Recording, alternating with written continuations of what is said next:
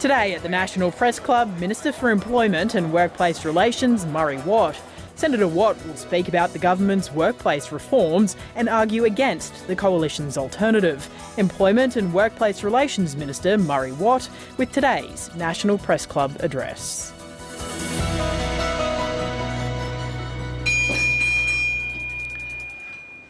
Hello and welcome to the National Press Club of Australia for today's Westpac address. My name is David Crowe and I'm the Chief Political Correspondent at the Sydney Morning Herald and the Age of Melbourne and a Director here at the Club. Our guest today is Murray Watt, the Minister for Employment and Workplace Relations and a key Cabinet Minister in the Senate, which is sitting in Canberra this week. Senator Watt is right at the centre of the debate about industrial relations law and the dispute between business and unions about changes to bargaining rules, the rights of casual workers and things like the right to disconnect so workers can decide they might not take that call at night from their employer. And I can see in the audience today we have representatives of both sides of that debate. Good to have you here. All of this is in play at the federal election. Senator Watt was appointed to the workplace portfolio in the Cabinet reshuffle in July after serving previously as the Minister for Agriculture and also, importantly, as the Minister for Emergency Management. So his old job was to manage disasters. Now he only has to sort out the clean-up of the CFMEU. He is a proud Queenslander. He studied economics and law and worked as a lawyer before becoming Chief of Staff to Anna Bligh when she was Premier of Queensland. He also served in a lower house seat in the Queensland State Parliament. So there's a lot to hear about and also plenty to ask about. Please welcome Murray Watt to the podium.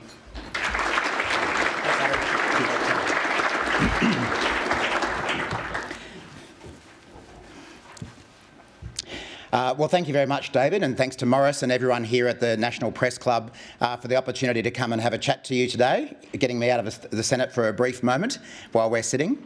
I'd of course like to start by acknowledging the traditional owners of the land that we're gathering on today, the Ngunnawal and Ngambri people, and pay my respects to elders past, present and emerging. I want to acknowledge all of my parliamentary colleagues in the room, in particular my good friend, the Minister for Skills and Training, Andrew Giles, along with my Departmental Secretary, Natalie James. And I also acknowledge the many union and business leaders in the room today. Thank you all for coming. Well, it is a real honour to be back at the National Press Club for what is my second address as a Minister, but my first as the Minister for Employment and Workplace Relations. And this audience is a little bit different to the one I spoke to as the Minister for Agriculture and Emergency Management, but I'm sure you'd agree that the content is just as rich and thorny. Some of you might have noticed that a couple of weeks ago, the legendary English rock band Oasis announced they were getting back together after 15 years. An event you would think as unlikely as Peter Dutton and the Greens Party getting together to block housing investment. But as someone who was 21 when the band first shot to stardom, the Oasis reunion certainly brought back plenty of great memories and a few not so great involving late-night renditions of Wonderwall. It has been 30 years since the Gallagher Brothers' debut album, and while the nature of work has changed a lot since then, the dignity of work has not. Ensuring that Australians get a fair go through good, well-paid, secure and safe jobs are core Labor values. And I'm delighted to have the opportunity in this new role to help our government deliver on those values. As David mentioned, for me, it's a return to work that I've done throughout my career. As a union member, as an employment and industrial lawyer, in Senate committees, including grilling Michaelia Cash about that infamous leaked police raid on union officers, and most recently representing my predecessor, Tony Burke, in the Senate. And that was all very helpful training for the role that I now hold. I do want to pay tribute to the work that Tony did in this portfolio. Groundbreaking reforms to give more Australians secure jobs, better pay and safer workplaces. And today, as we near the end of this parliamentary term, I'll talk to you a bit about the reforms that we've delivered, how those reforms are helping Australians right now and the choice we face at the coming election. Because of course we all know that there are different views on our workplace reforms, with the strongest criticism coming from Peter Dutton and the Coalition. Always looking backwards, always angry. But, to borrow a line from the Gallagher brothers in Oasis, I encourage Australians, don't look back in anger. Don't accept Peter Dutton's angry worldview and let him turn back the clock to the days of work choices or of governments deliberately keeping wages low. Because it's hard to imagine another time when our country's employment and wages policies are more important, because those policies are central to the issue that everyone knows is top of mind right now for Australians, the cost of living. We all know that many Australians are doing it tough right now, with higher interest rates resulting in really soft growth and persistent but moderating inflation. And that's why every day since we came to government, the Prime Minister, the Treasurer, the Finance Minister and our entire government have been utterly focused on reducing cost of living pressures. It's why we delivered the fairer tax cuts, energy bill relief, cheaper childcare, cheaper medicines, rent assistance and HECS relief for students and graduates. But as well as reducing people's living costs, the other thing that governments can do to help Australians right now is to help them earn higher wages. Put simply, the approach that governments take to wages and employment is central to relieving cost of living pressures that Australians are facing. Right now, Labor's workplace reforms are helping Australians to stay afloat, and we've done it by encouraging more cooperation and less conflict. Because unlike our political opponents on both the left and the right, Labor has shown a willingness to work with both business and unions for mutual gain. So let's have a look at what our reforms have delivered to date.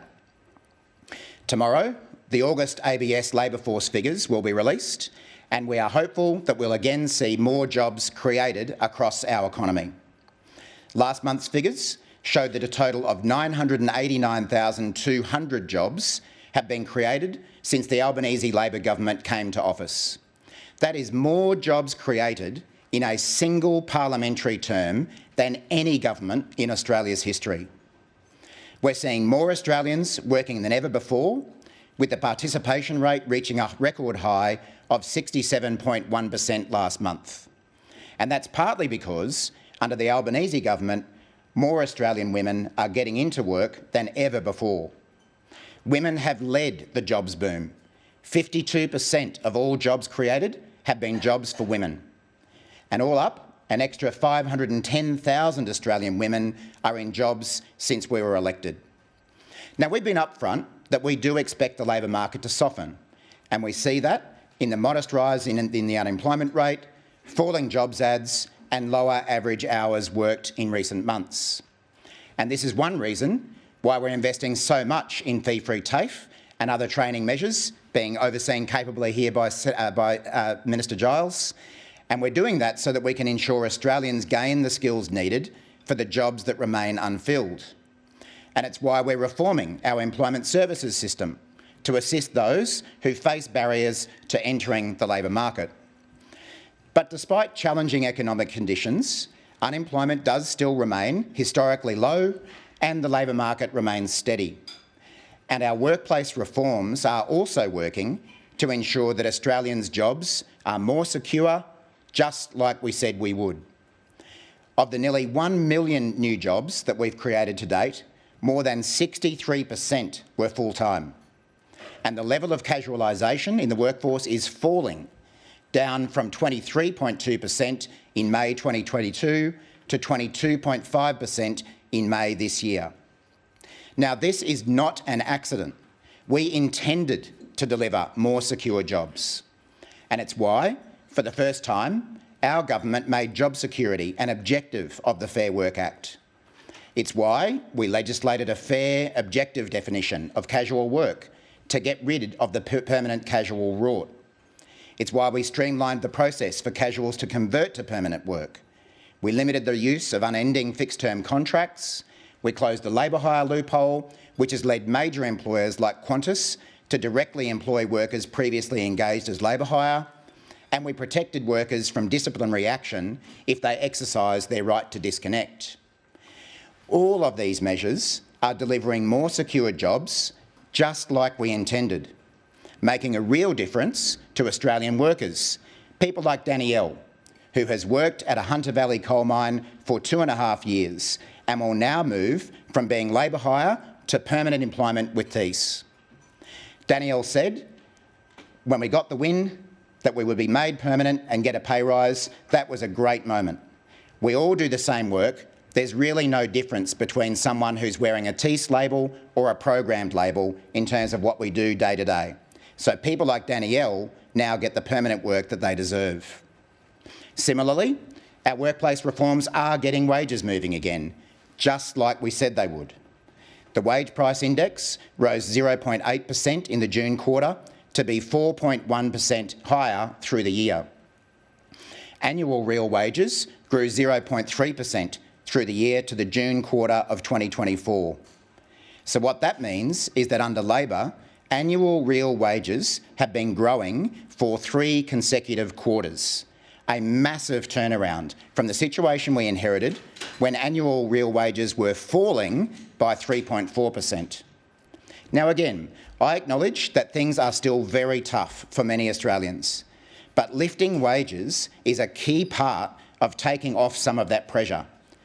And it's making a big difference to people like Deb, an aged care worker from the Gold Coast. Now, Deb said that her recent wage increase was an absolute game changer.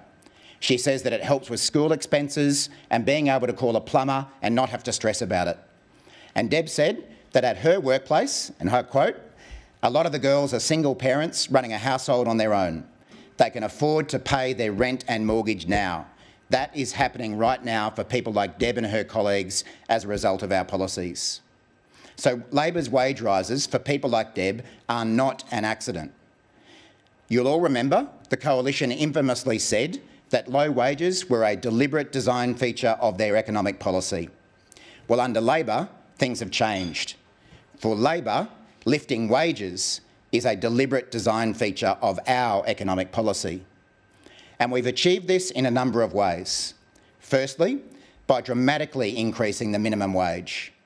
In July, 2.6 million low-paid workers saw their pay packets increase because, for the 3rd year running, the Albanese government went into bat for them at the Fair Work Commission. In contrast, the previous government never once advocated for a wage rise for our lowest paid workers in nearly a decade in office. Across the 3 consecutive annual wage review decisions that we've supported, minimum wage earners' pay has increased by $143 per week. And that's giving cleaners, kitchen hands, retail assistants and other low-paid workers real help to deal with rising costs. The other factor leading to wages rising is a big increase in bargaining at the workplace level. Under the Coalition, enterprise bargaining collapsed to the point that only 14% of the Australian workforce were covered by an agreement that was in date. So we took steps to reinvigorate bargaining by simplifying agreement approvals, restarting bargaining for expired agreements, making the Better Off Overall test simpler and fairer, and giving the Fair Work Commission more power to arbitrate and to resolve intractable bargaining. And these changes have got more employers, unions and workers sitting around the table, cooperating to reach agreements that work for them. And in fact, in March this year, there were 472,600 more workers covered by current enterprise agreements receiving higher pay than there were 2 years earlier. The fact is that collective agreements are good for workers and good for businesses. Workers get better pay and conditions, and businesses get more flexibility and productivity. And if you don't believe me, OECD research proves that. Now, we do hear a lot of noise about our decision to revive multi-employer bargaining, something that had been previously available in the Act. And you'd be forgiven from some of the comments for thinking that it was taking over the world. In fact, only one single interest multi-employer agreement has been finalised since we changed the law, and that's in the heating, ventilation and air conditioning industry between the AMWU and 8 employers, not exactly destroying business. But while coalition figures are lining up to fearmonger about our changes to bargaining, it does seem they can have a change of heart when they leave Parliament. Back in 2019, it was former Coalition Finance Minister Matthias Cormann who said that low wages were a deliberate design feature of their economic policy. Of course, now that he heads up the OECD, outside the party political world, he isn't constrained by this false facade. In its 2023 employment outlook, the OECD says the most direct way to help workers is via an increase in their wages.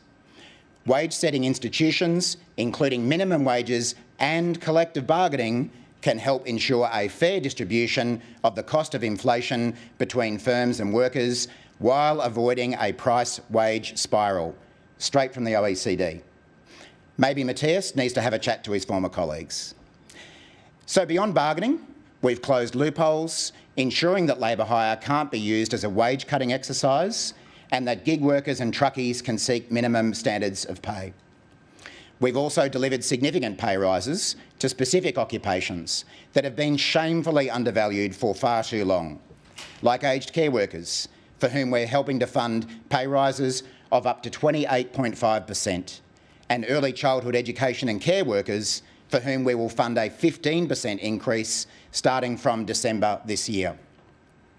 And that's making a real difference for early educators like Courtney from Tasmania, who will be earning an extra $192 every week.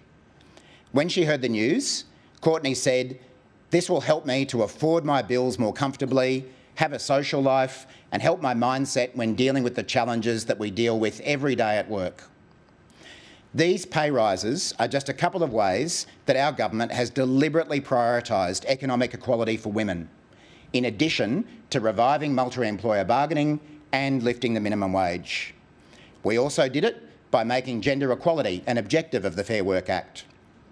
We banned pay secrecy clauses and we introduced paid family and domestic violence leave, so no one has to choose between their safety and their pay. Thanks. It was a good thing. And the result of all that? Well, the gender pay gap in Australia is now at its lowest level on record at 11.5%, down from 14.1% when the Coalition left office. And that is making a material difference in the lives of women right across the country. In fact, if the gender pay gap had stayed at the Coalition's average of 15.4%, the average full-time working woman would overall be $78.70 per week worse off than she is now. Over the course of a year, that's an extra $4,092 in the pockets of average working women under this government. Now again, we acknowledge that people are under pressure, but delivering better pay is a tangible way that our government is helping. Just imagine how much worse off things would be for families if Peter Dutton had had his way and these pay rises had never happened. Now, there are some who continue to run scare campaigns about the impact of our changes on employers or the Australian economy. These are the same people, hello Michaelia Cash, who claimed that our changes would close down Australia or take us back to the dark ages. Well, I don't know about you, but Australia looks pretty open to me. And I haven't seen anyone dressed in chainmail wheeling catapults down Canberra Avenue anytime lately. So I hate to disappoint the fearmongers who warned us about the dark ages, but there is no evidence the economy has collapsed due to our workplace reforms.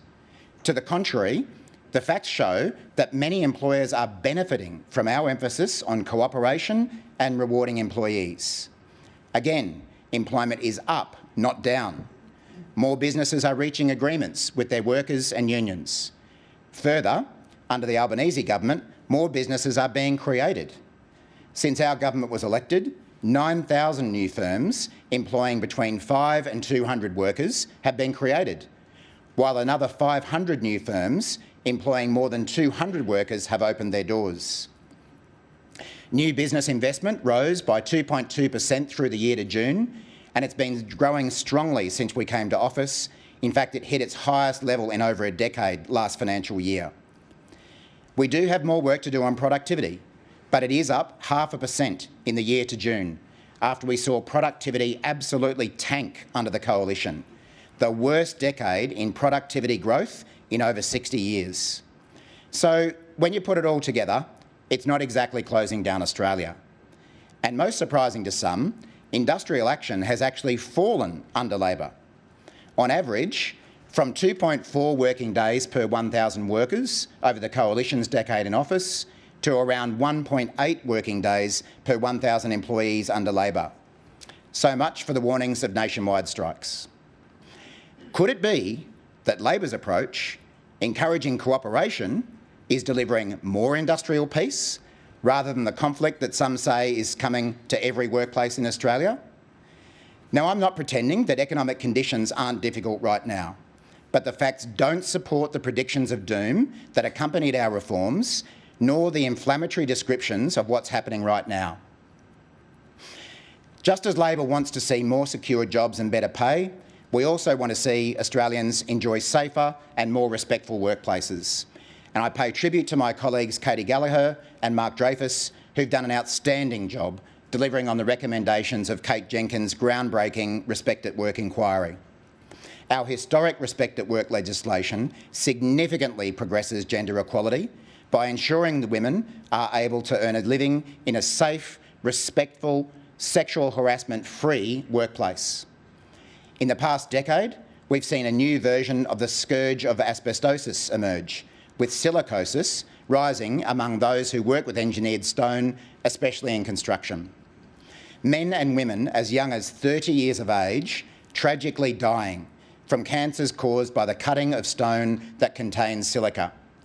But despite report after report on engineered stone being given to the Coalition, they failed to act. I pay tribute to the unions and workers who campaigned for change and the federal, state and territory ministers who introduced a world-leading domestic ban on engineered stone, which came into effect on the 1st of July this year.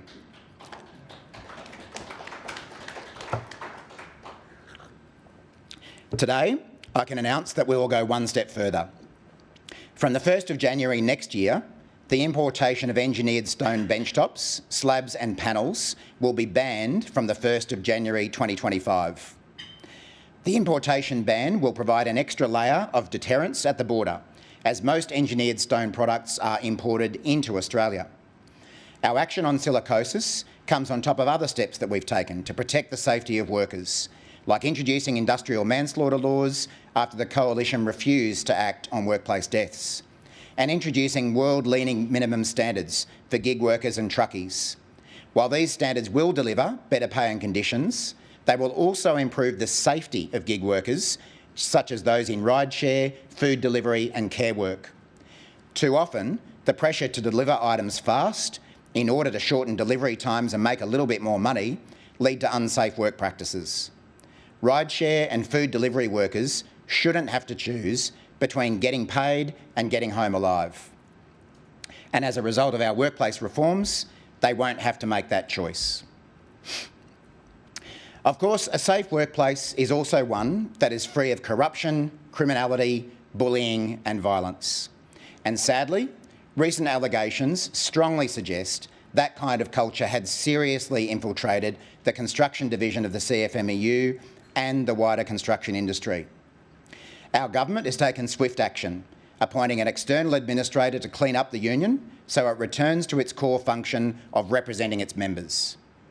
Now, I'm a very proud unionist, as were my parents and their parents before them. I deeply respect the work that thousands of decent union officials, delegates and members do to protect and advance workers' interests.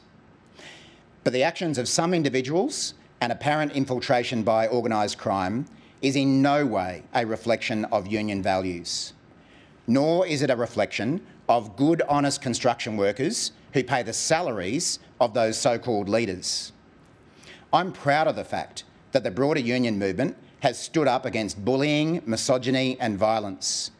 And people like Michelle O'Neill and Sally McManus and other union leaders have bravely stood up to the abuse, threats and intimidation that they've been subjected to for the good of the wider union movement and the workers it represents. Our government is proud to stand with these union leaders to tackle what will be an enormous task. Let me be very clear. Our action, the strongest open to us, is not about punishing workers or members of the CFMEU. Quite the opposite. Both the Administrator, Mark Irving KC, and I have repeatedly said that we will not tolerate employers seeking to use the administration period to de-unionise, to walk away from deals, to cut wages and conditions, or to reduce safety standards. And to their credit, employer groups have acknowledged that that's important as well. Construction work is hard, dangerous work, and we will back construction workers to have fair conditions and a strong and effective union. But we will not back corruption, criminality, intimidation and violence, and we will take action when allegations of this conduct arise. We will also call out those who support it, like Max Chandler Mather and the Greens Party, who in their desperate grandstanding have endorsed the very thuggery and violence they claim to oppose. We must also remember that the startling allegations we've seen lately are not confined to the construction division of the CFMEU. It is equally galling that some employers appear to have been complicit in the disgraceful behaviour that we've seen. One of the most disturbing things to come out of this week's report from eminent corruption fighter Geoffrey Watson SC was that bikies who had been sacked by the CFMEU as on-site union delegates were still working on those sites, but for employers. Little wonder that Mr Watson found that union officials had been subjected to threats, violence or abuse in connection with their work for the union. This is not on. Bikies and organised crime have no place in Australian unions, and they have no place working for employers either. The truth is, we need a major reset in Australia's construction industry, and we have a once-in-a-generation opportunity to do it. We need to fundamentally change the culture of this industry. We need to build cooperation, not conflict, and we need to build an industry that works for everyone. So to do that, we'll be reinvigorating the National Construction Industry Forum, a tripartite body created through the government's Jobs and Skills Summit.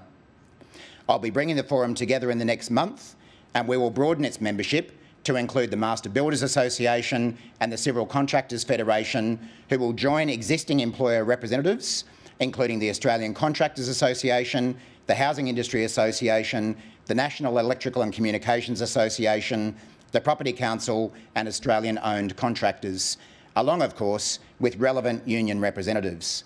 And all of those people have participated constructively since the forum commenced. We'll discuss a range of difficult issues, and it will require each side to give and take, including by addressing misconduct and lawlessness on both the worker and employer sides. This is something I am personally committed to because I've seen the positive impacts that tripartism can have on an industry. It's something we achieved through the Agricultural Workforce Working Group in my previous portfolio area. Workplace cooperation is delivering for workers and business in other sectors, and there is no reason it can't happen in the construction sector as well. As we approach the next election, the choice between workplace cooperation or conflict will become much starker, because it underpins the choice that Australians will have about the wages and employment conditions they receive.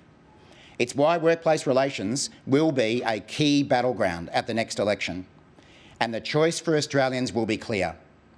As I've said, Labor's workplace reforms, which are delivering secure jobs and better pay, are a crucial protection from the very real cost of living pressures that Australians face. And that protection is seriously at risk at the next election, because we know that if he's elected, Peter Dutton will use conflict and fear to divide Australians and turn back the clock on workplace rights. We know this because of Peter Dutton's track record, the most angry, divisive and negative leader that Australia has had since Tony Abbott. A man who would say no to free ice cream if you offered it to him. We also know this because of the Coalition's record every time they come to office, declaring war on unions and workers, driving wages and productivity down. And we know it because of what Peter Dutton has already promised to do if he's elected next year. Already, Peter Dutton has promised to strip rights from casual workers to become permanent. He's said he will tear up the right to disconnect, chaining Australians to their phones and emails when they go home, working hours of unpaid overtime. His shadow treasurer has said there will be more repeals announced before the election. And just last weekend, his shadow finance minister, Jane Hume, promised to review workplace laws and told workers they'd have to wait until after the next election to find out if they'll get a pay cut. So make no mistake, Peter Dutton and the Coalition are the biggest threat to Australians' wages and workplace conditions since work choices. With cost of living pressures biting and our economy under strain, it is hard to think of a worse time to cut Australians' pay. But that is exactly what Peter Dutton has in store. At a time when Australians are doing it tough, Peter Dutton wants to make things worse. So, what would that mean for Australian workers, like the people I spoke to you about, Courtney, Deb and Danielle? Well, it means that if Peter Dutton wins, they'll lose. It means that Peter Dutton would have his hand in millions of workers' pockets the moment he got to the lodge. New analysis of ABS data has found that based just off the things Peter Dutton has already said no to, Labor's wage rises, our tax cuts and our energy bill relief, the average Australian would be thousands of dollars worse off. If Peter Dutton had his way on wages, the average Australian worker would be $3,576 worse off this year. And if he had his way and we didn't change the stage 3 tax cuts, the average Australian worker would be $894 worse off by the end of the financial year. If Peter Dutton had his way and energy bill relief wasn't provided, every Australian would be $300 worse off by mid-next year. That is more than $65 every week ripped out of the average Australian's wallet by Peter Dutton and the Coalition. How will that help Australians who are battling cost of living pressures? And that doesn't even include the extra repeals that he says are coming. It's bad for workers and it's bad for the Australian economy. And that's before we get to the $315 billion in spending cuts he's promised, which would send our economy into reverse. So, as we approach the next election, the choice is pretty clear. Under Anthony Albanese and Labor, you'll earn more and keep more of what you earn. Under Peter Dutton and the Coalition, you'll work longer for less. Labor's workplace reforms are delivering secure jobs, better pay and safer workplaces, while also building more cooperative and productive workplaces that benefit employers. The Coalition are addicted to workplace conflict and have already committed to scrap workplace rights, with more to come. On workplace reform, the Coalition always look backwards to a time when the gender pay gap was 30% higher than it is now under Labor, a time when unemployment was far higher, when workers were paid less and worked more, with more industrial conflict thrown in. For whatever reason, they always look back with anger. I don't think Australians want that right now as they deal with cost of living pressures. I reckon what they want right now is secure jobs, better pay and safer cooperative workplaces. And I can hardly wait to get out there and start campaigning for it in the months ahead. Thank you very much.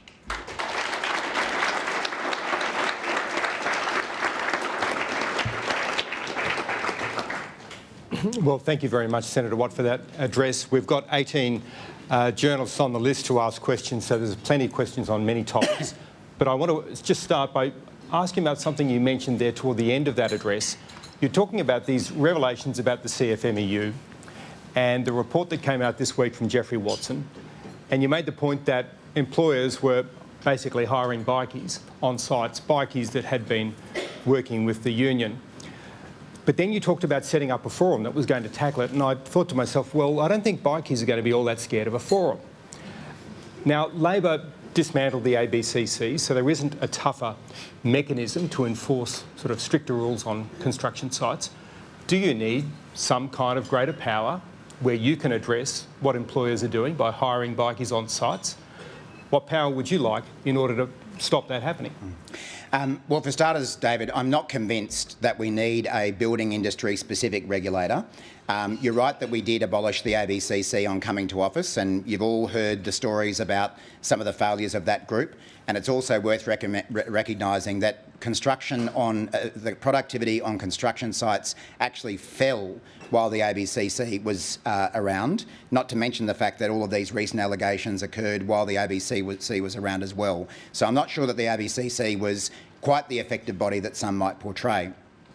It's also worth remembering that when we abolished the ABCC, we did give a range of extra powers and resources to the Fair Work Ombudsman to tackle issues on construction work sites. And in fact, just this week I was briefed by the Fair Work Ombudsman again as to the work that they're doing, and I can tell you they have plenty of investigations underway, including in relation to the recent allegations. Now, you're right, no bikie is going to be scared of a forum. But the forum is not intended to be the sort of enforcement mechanism. We do have a range of enforcement mechanisms already to take action. Again, I met with the AFP this week to get a briefing from them. They have investigations underway as well, some at quite an advanced stage. The Fair Work Ombudsman is doing work in that space as well. And importantly, the Administrator, I think, is already taking extremely strong action. Having sacked 12 officials, suspended another 8, with no doubt more work of that kind to come. So, we do have a range of different enforcement mechanisms that are already starting, even at an early stage. The point of the forum is really to get some of these shared solutions, and I've privately met with union representatives, employer representatives over the last few weeks. They all say that things can change. I do pick up more of a willingness on both sides to talk about things that have been off the table before. I think that's a great opportunity that we shouldn't lose. Okay, now I encourage people to keep their questions to one question each. The next one's from Phil Curry. Thanks, Growy. Thanks, Minister. Phil Curry from the AFR. Just on the CFMEU clean out, 3 years ago, a super fund called Maritime Super was judged by APRA to be the worst performing fund in the country. It was so bad it was forced to close. The chairman of that fund was Maritime Union boss Paddy Crumlin. 2 days ago, Mark Irvine appointed him to the C-Bus board as part of the clean out. What do you think of that decision, or was that part of dealing with this in a cooperative fashion rather than conflict? Well, obviously I wasn't the minister at the time of the previous superannuation fund, but and it's worth again remembering that the reason for Mark Irving appointing new people to the C-Bus board was that he did remove 3 existing C-Bus directors who had CFMEU affiliations. It's a matter for him who he chooses to represent workers. We're a Labor government. We support workers having a say on their retirement savings through having directors on super boards.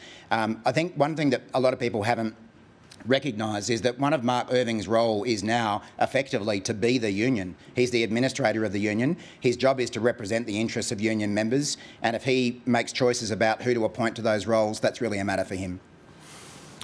Next question is from Anna Henderson. Anna Henderson from SBS World News. Today, across the country, as mentioned, tens of thousands of people are marching. Our reporter has spoken to many who say they were lifelong Labor voters. They won't be voting for Labor at the next election. Have you misjudged the mood amongst your base here? And what kind of impact do you expect it to have on the people who are willing to go out and barrack for you ahead of the next election? Thanks, Anna. Well, I guess the first point is that we haven't done this based on what we've decided is a politically convenient thing to do or not. We've done it because it was the right thing to do. There is no way that any government of any political persuasion could have ignored the allegations that we've seen come through the media, and congratulations to the media for their work on that, and not take action. But again, as I said in my speech, we're not doing this to target CFMEU members or union members or construction workers at all. We're actually doing this to ensure that their union does get back to its job, which is representing the interests of those workers.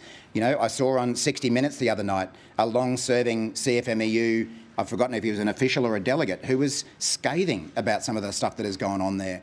So, we're not concerned about the politics of it. We're concerned about doing the right thing. I noticed that the Brisbane rally yesterday was significantly smaller in number than the last one. What we want to do is get this union back to what it should be doing, which is putting forward the interests of its members. Thanks. The next question is from Andrew Probyn. Minister Andrew Probyn from the Nine Network. The Productivity Commission's come out with a report today recommending free childcare for all families earning less than $80,000. What attitude do you bring to that kind of proposal? and where would the money come from, given it would be something in the order of $17 billion a year? Sure. I am aware the Productivity Commission has released that report. You won't be surprised I haven't read it yet. But I'm also aware that Jason Clare and Anne Ali have done media on this today and gone into more detail. I mean, obviously our government is committed to expanding the provision of early childhood education and care. We've already made investments in that regard and provided more subsidies to families to enable them to have cheaper childcare. I guess where I come in as the IR Minister is focusing on the pay and conditions of those workers, and I understand that the report had a bit to say about the need to build a bigger and better early education workforce. Of course, the pay rise that we've just agreed to fund for early childhood education and care workers is a key part of that. I'll be part of this discussion going forward, but it's obviously a little too early to be making commitments like what you're talking about. Next question is from Nicole Hegarty. Nicole Hegarty from ABC News. You've spoken about the need for major change, fundamental change to culture within the CFMEU. Do you think that that is really possible when workplace reform, whistleblower protections rather, are not strong enough, as other would-be whistleblowers are telling me, to enable them to overcome those continued threats from colleagues and come forward as part of this administration process? I recognise that there's many people involved in the construction industry, whether they be employers, workers, union representatives, who do have a real fear of retribution should they speak up about things that have been going on, whether they've been on the employer side or the union side of the equation. You may have seen when we passed legislation, we did extend whistleblower protections to people who communicate with the administrator. He's got a completely anonymous portal available for people to make complaints, and I encourage people to bring forward information that they have that can be dealt with. My role, I guess, as a minister and as a representative of the government is to make these opportunities available for people in the safest way we possibly can. We think we've done that, but if there's more that we can do on whistleblower protections, of course we'd have a look at that. Next question from Paul Karp. Paul Karp from The Guardian, thanks for your speech. You talked about the importance of not punishing workers, but the Fair Work Commission is going slow on approving CFMEU pay deals. So what should be done to shepherd those through? And can you understand why CFMEU members are annoyed in taking unprotected industrial action when they haven't had a pay rise? I saw your report on this a couple of weeks ago, Paul. Where this comes from is that the Fair Work Commission, independent body, did make a decision to pay a little bit closer attention than they normally would to EBAs that were coming through the construction sector.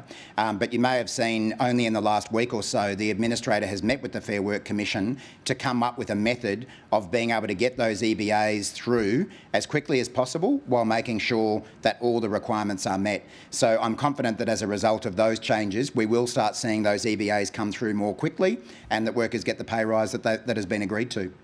Would you put a time frame on it? No, I mean, again, it's for the Fair Work Commission to work through. Next question is from... as I understand it, some of those EBAs have now been approved by the Fair Work Commission, but it seems that the processes are now in place to get moving. Next question is from Olivia Ireland. Thank you for your speech, Minister. At the current Melbourne CFMEU rally, ETU Secretary Troy Gray has announced if there is continued attacks on working conditions of Victorian construction workers, they'll call a third rally on Wednesday for a 72-hour stoppage, making it a wildcat strike.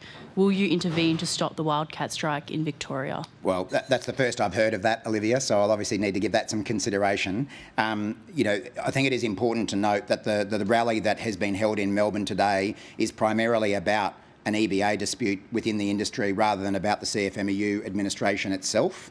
You know, workers have got rights to take protected action under our legislation. You know, it's a matter for Mr Gray how he chooses to describe those kind of things. Would it only inflame the situation if you did take action against a wildcat strike? Well, I'm not going to predict, you know, what might happen about something that I might or might not do. But you know, of course, we're trying to approach this in a constructive way. You know, this is an immense task that we're taking on, that the administrator is taking on, that his entire team are taking on, that the union movement and employers are taking on. And I feel that the role that I've got in this is ensuring that workers continue to get paid fairly, that we have safe workplaces for construction workers to go to, that employers can negotiate without fears of violence and intimidation, that workers and unions can negotiate free of fear of violence and intimidation. That's what our focus is. And speaking to the members directly about what we're doing, what the administrator is doing to ensure that their rights are respected. This is not an exercise in trying to strip people's rights. This is an exercise actually in building a better and more effective construction union that properly represents the interests of those members. Next question is from Lachlan Leeming. Hi Minister, Lockie Leeming here from the Daily Telegraph. Minister, you've been highly critical of the Greens stepping into the space vacated by Labor when you put the CFMEU into administration. Given the scale of donations and the use of union volunteers that Labor has relied on in past elections, do you think this has put you at an electoral disadvantage, and will it make it harder to win seats back from the Greens? Well, I guess it's a bit of it like the question from Anna. We haven't done this because we've made some political calculation about what's in our interests. There's one party that's done that, and they're called the Greens. That explains their behaviour over the last few weeks on this, and I think that's to their shame. And I think a lot of Australians, including in Greens seats, like where I come from in Queensland, have noticed this. Our candidates have picked it up on the doors as they're going around door knocking. This is being raised with them. So that's up to the Greens how they approach this and the political calculations they make. What we're doing is trying to do the right thing to clean up the leadership of this union, to ensure that it looks after its members, and it's up to those people what they decide to do about political campaigning. Do you think it will hurt you come election time?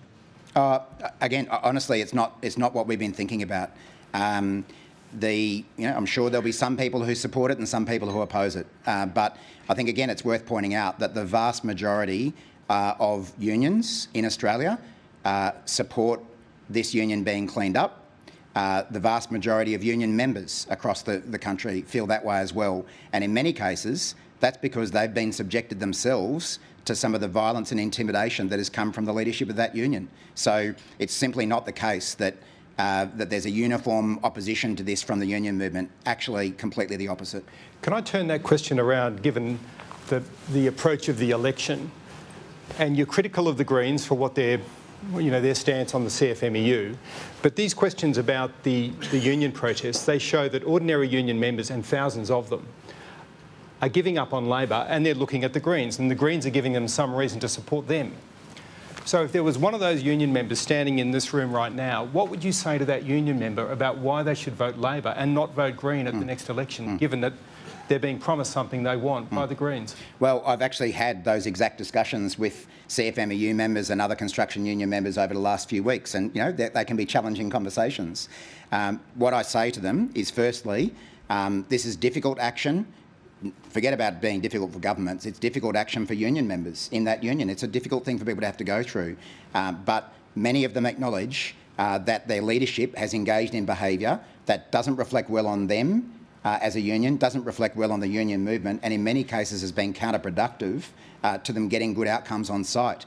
But also what I say to them is that even if people are upset about what we've done around the CFMEU, look at all those things that I've gone through in this speech. Wages are rising, employment is rising, labour hire workers are getting permanent work for the first time in a very long time. The list goes on, and all of that is at risk if there's a change of government at the next election.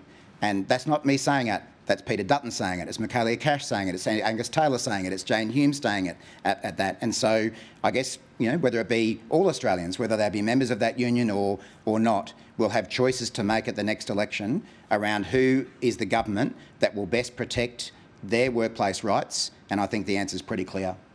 Next question is from Rhiannon Down. Thank you for your speech, Rhiannon Down from the Australia newspaper. Last night, the Prime Minister talked about wanting to work together with business, but would not indicate a willingness to back down on their chief concerns, which is IR reform. Will you consider changes to Labor's laws to build better relations with business?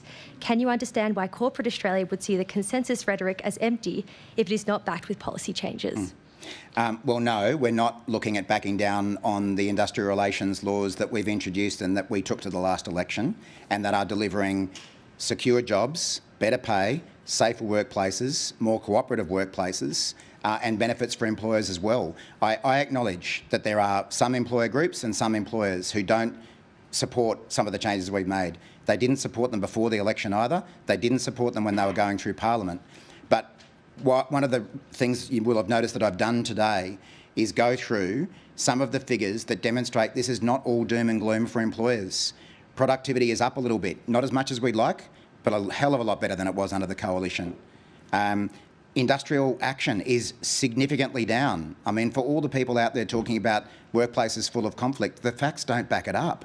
So employment is up, more bargaining agreements being reached. So sure, there are some employer groups and some employers who are unhappy. There are a hell of a lot of others who are getting out there, forming agreements cooperatively, yielding better productivity, yielding better flexibility, hanging on to staff in a really tight labour market. So it's not all one way.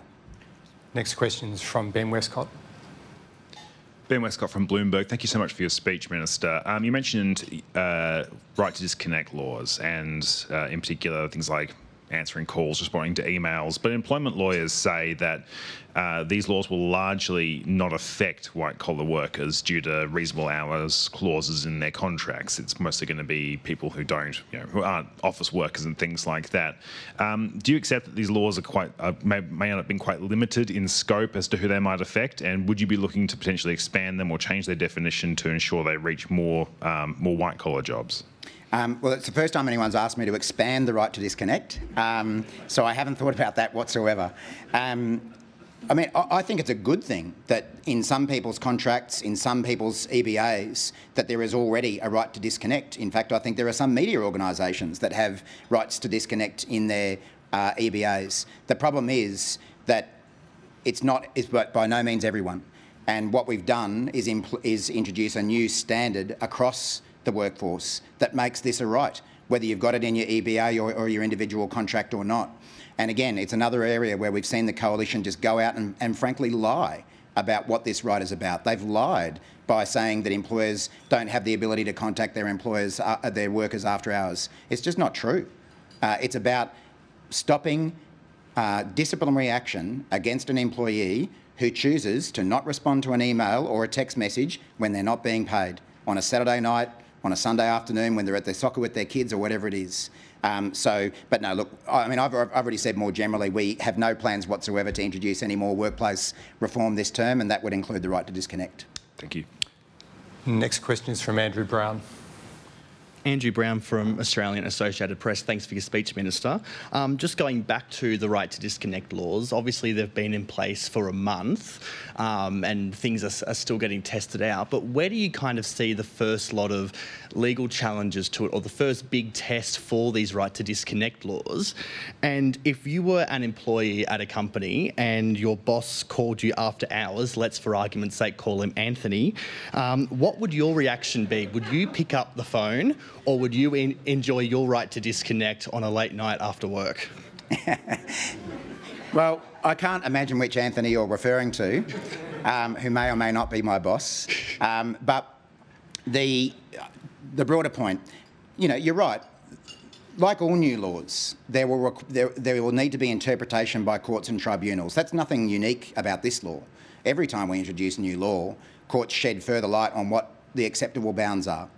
But what we did in passing the legislation was give guidance and factors that the Fair Work Commission should take into account in determining what is reasonable after-hours contact or not, such as the seniority of the worker.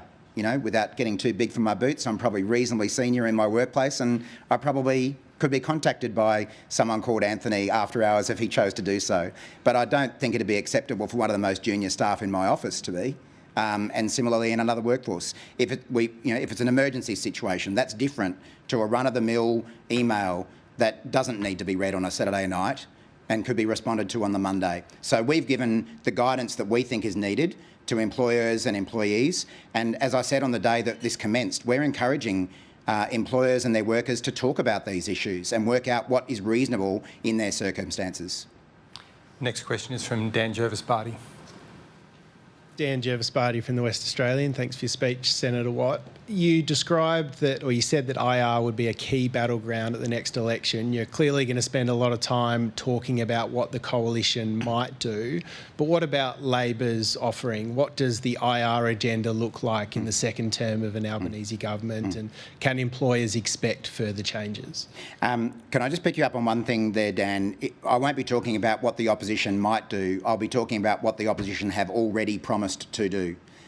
Strip casual rights, strip the right to disconnect. Jane Hume was very strongly hinting on the weekend at stripping labour hire rights and the same job, same pay. Angus Taylor has talked about more repeal. So it's, you know, I feel very comfortable going out there and talking about what the coalition will do, because they've said they will. As for our agenda going forward, you'll be surprised to hear that I've been a little bit busy dealing with other things over the last few weeks. So we haven't really commenced thinking about a second term agenda. My priority for the remainder of this term is bedding down the legislation and the changes that we've made, ensuring that they're working as they were intended. We are commissioning a review of the legislative changes that was committed to as part of passing the legislation, and it will no doubt highlight what's working and what could be tweaked, but that, you know, we wouldn't be thinking about doing that this side of an election. What's the time frame for the release of the review? Yeah. My recollection is that we're looking at the review being finalised by the end of January. Thank you. So the government went to the last election promising to lift wages, but it didn't promise multi-employer bargaining. That emerged after the election. So it wasn't put to voters beforehand. Can you say that, given this review time frame, that before the next election you'll put your IR agenda to voters, or will there be some surprises after the election? Well, I mean, I think governments always take items to an agenda and then deliver extra things after they're elected, and you've obviously got to make a judgment about whether you think that's within the spirit of your mandate or not. And again, you know, I said a bit in the speech about multi-employer bargaining. It is not wreaking the havoc that people are arguing. We have had one single interest multi-employer agreement reached since the law was changed in an industry that probably most people have had no experience of whatsoever: heating, ventilation and air conditioning. So yeah, but I think, you know, governments do things as situations emerge, but of course, you know, I'm sure we'll have something to say about workplace relations before the next election. Next question is from Anthony Galloway. Thank you, Anthony Galloway from Capital Brief. Thank you for your speech, Minister. Angus Taylor also gave a speech in Melbourne today where he said that, well, he hit out at Labor for really relying on public sector growth to prop up productivity. He said the more we rely on public sector growth to prop up the economy, the further we drift from the engines of growth, our businesses and industries. Is Angus Taylor right that Labor is relying on public sector growth to prop up the economy? And what is Labor's plan to actually foster innovation and productivity gains? Well, of course, economic growth in any country is partly reliant on public sector and partly reliant on the private sector. You will have seen only a week or two ago Jim Chalmers acknowledged with the new national accounts that it was public spending that was largely had a lot to do with the fact that we are still growing as an economy. And we've seen various cheap shots taken by the opposition about cut this, cut that, spending too much on doing too much public spending. They are arguing we should be in recession. If one of the key things keeping the economy growing is public spending, and you argue to cut public spending, you are arguing to go into recession, and that's exactly what the opposition are doing, $315 billion of cuts. Imagine the havoc that would cause in the Australian economy. So on productivity, again, I said in the speech, we do want to see productivity grow further. It is growing faster than it did under the coalition, but we know there's more to do. The question really is, how do you get productivity growth? What we know from the coalition is they think it's all about cutting wages, flexible labour markets, and we know what they mean by that, less rights.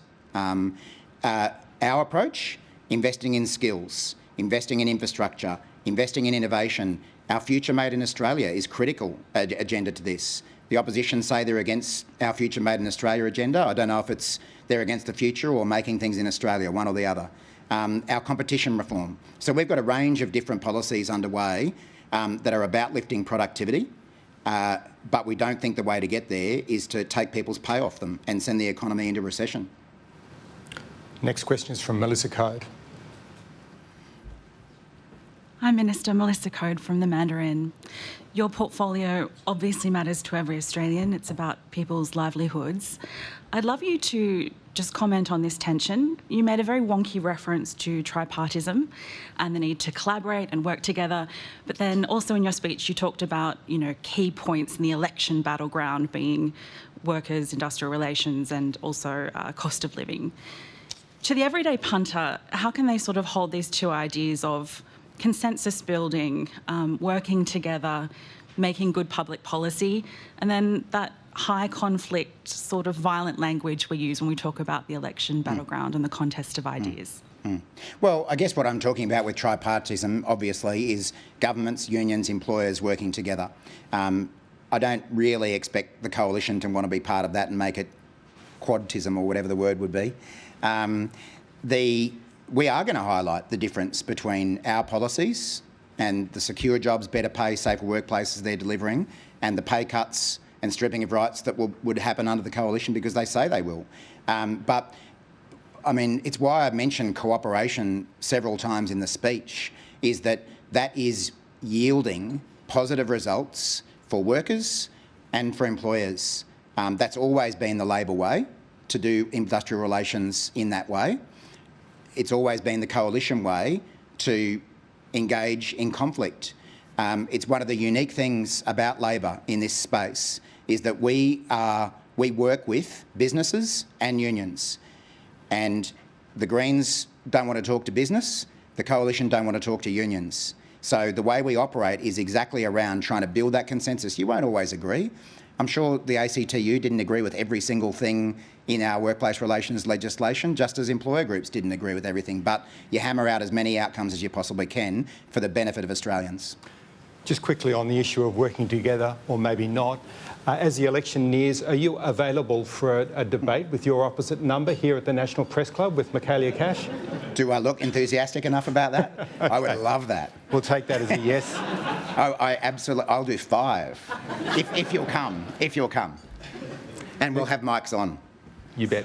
The whole time. Lock that in. We now have a question from Andrew Tillett. Okay, thanks, David. Andrew Tillett from the Financial Review and also here at the Press Club.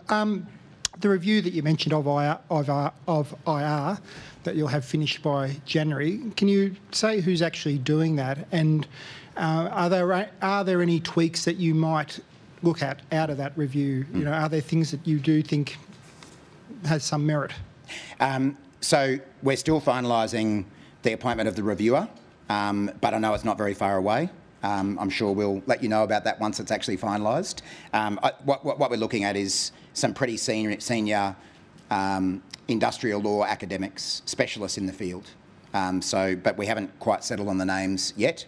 I'm not going into it with an agenda around particular tweaks. I've obviously had things raised with me by employers. I've had things raised with me by unions. They'll have an opportunity to put forward their submissions and we'll see what the reviewers have got to say. But I'm not going into it with an agenda. Okay, thank you. Next question, in fact, the last question is from David Spears. Lucky last. Could have cut it off one earlier. Yeah, Minister, thank you for the speech. You did mention productivity's grown a little bit. I think everyone from the Reserve Bank down would like to see it grow more than a little bit. What are you going to do to get productivity going? Yeah. So the figures, the June quarter, we did see a bit of a fall in productivity. The couple of quarters before that, there'd been increases. So it's a bit up and down quarter to quarter. But as I say, the most recent figures show that it's grown by 0.5% over the last year. Nothing to get out there and crow about, but at least it's heading in the right direction. And again, when the coalition were in power, we had our worst decade of productivity growth in over 60 years. So we're not going to change that overnight. As for what we're going to do, as I said earlier, it's about investing in people, it's about investing in infrastructure, it's about investing in new jobs, in new industries, it's about investing in innovation. And each of those things, the opposition has pretty clearly signalled they're opposed to one way or another, which really explains why the only way they've got to go to lift productivity is to cut people's wages, and the experience while they were in office shows that doesn't work. So I would argue that Labor has a much stronger productivity agenda. It'll take a bit of time to start flowing through, given where we started out. But those are the kind of investments that we think will make the economy more productive and raise living standards for all Australians. Thank you very much. Now, I know you've got to go to Senate question time, but before you do that, I have here membership of the National Press Club, because we'll love to have you back here, especially for that debate. So please join me in thanking Murray Watt. Thank you. Thanks, David. Thanks, Ray.